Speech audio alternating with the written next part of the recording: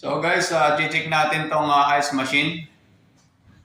Not working raw. So titingnan natin kung anong nangyari. Bakit not working tong ice machine? Sabi guys ng consumer, kunti na lang daw yung yellow. Hindi daw gaya dati na marami siyang yellow ginagawa. Ngayon daw bigla daw ng konti. Bigla daw kumonti yung yellow at saka parang tumigil daw yung motor.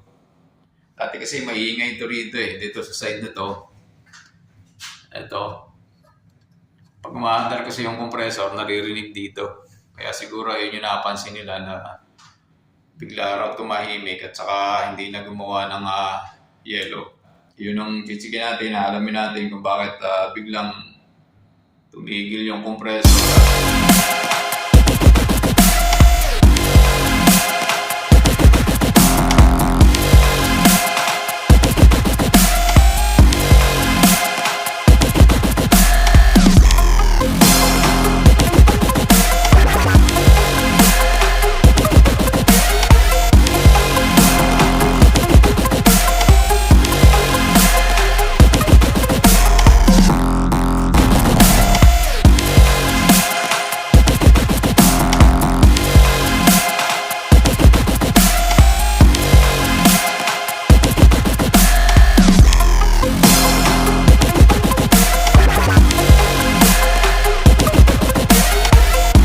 Hello mga katek, ito yung ice machine natin. Kung napansin nyo, konti lang yung nagawa niyang yellow. Ibig sabihin na may problema talaga yung machine natin. Siguro umandar to, then namatay din siya agad. So ito yung chichikin natin. Kaya let's go mga katek, samahan nyo ako at para ma-check natin to kung anong naging problema ng machine. Titingnan natin ito.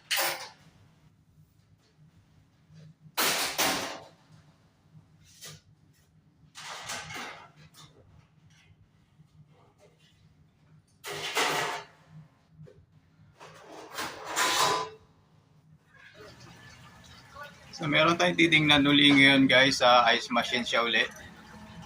Naka-letter F siya, ibig sabihin freeze cycle. Pero yung compressor niya hindi gumagana. Ito yung compressor niya. Ito, itong itim na to. Malaki na to. Hindi siya gumagana pero sinasabi ng board na nag-freeze cycle siya. So pag ganito naman compressor ang hindi gumagana, maraming kasing dahilan to. Pwedeng yung overload, starting capacitor, or running capacitor. Pero check din natin yung controller board, yung pinaka main board niya.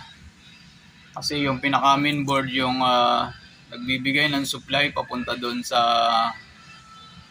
main contactor ng compressor. Baka yung mismong main contactor na rin ang bumigay. Isa rin yun sa dahilan kaya hindi makapagbigay ng supply ng papunta sa compressor. Or pwede rin mismo bumigay na yung board. Wala ng supply papunta doon sa main contactor kaya hindi makapagbigay din ng, kasi yung board magbabato yun ng power supply, magbibigay yun ng kuryente nun, magbibigay siya ng power papunta sa contactor, tapos yung contactor naman na magbibigay ng power papunta sa compressor. Let's go guys, check na natin para mahuli na natin yung problema.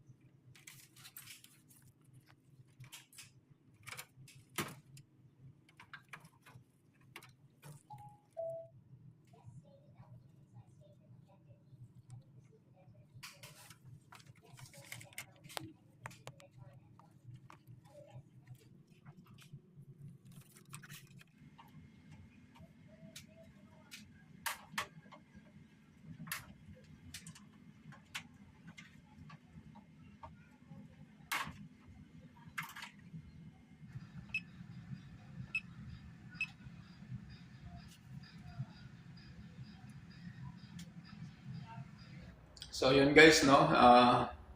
Nahanap na natin yung problema, na-solve na natin yung problema. Kaya pwede na natin siyang i-start.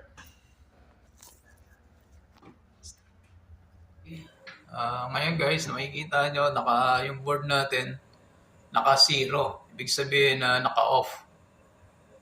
So, start na natin. Tingnan natin kung under na yung ating compressor. Yun. Nag-change na siya mga guys, no? From 0 to F. So, hintayin lang natin sandali guys. At ito talaga meron itong time delay bago mandar yung compressor. So, normal lang sa kanya yan. A few moments later. Ayan guys, naka-alternate na siya. So, start na siya ng free cycle.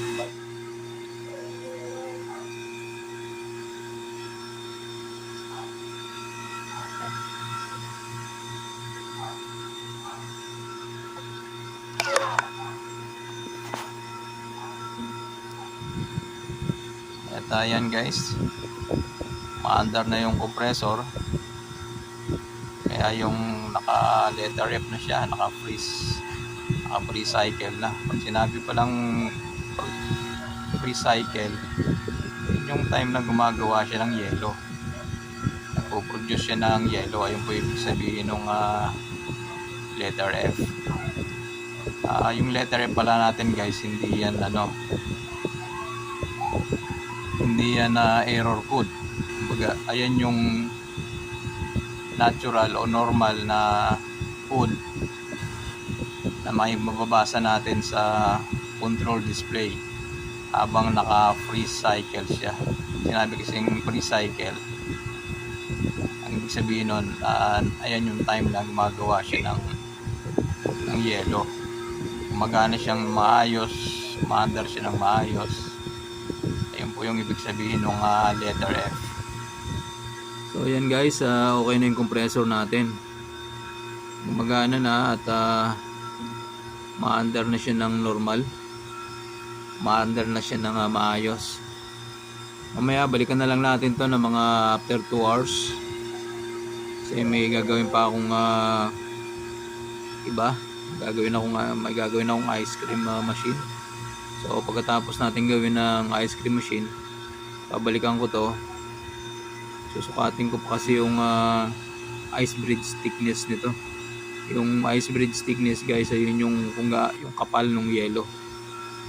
So ayun kasi yung may ano rin kasi yun, may requirements na dapat makuha kung gaano siya kapal para mabilis yung release nung yelo galing sa evaporator. Pag ganito kasi mga bagong repair, dino-double check yung yelo nito kasi para sure, para sigurado na maganda yung pagkakagawa ng yelo. So yun guys, no, bali na-fix na natin, naayos na natin yung problema ng ice machine. Ang naging problema niya itong running capacitor na sira na. Zero na yung reading niya na dapat 35 microfarad siya dahil yun yung pinaka-value niya, pero ang ni-reading natin zero na siya, kaya hindi naman dar yung compressor dahil sira na yung running capacitor niya. So yan lang guys, no? Sana may na-share ako sa inyo at salamat sa panunood. See you next time. Thank you.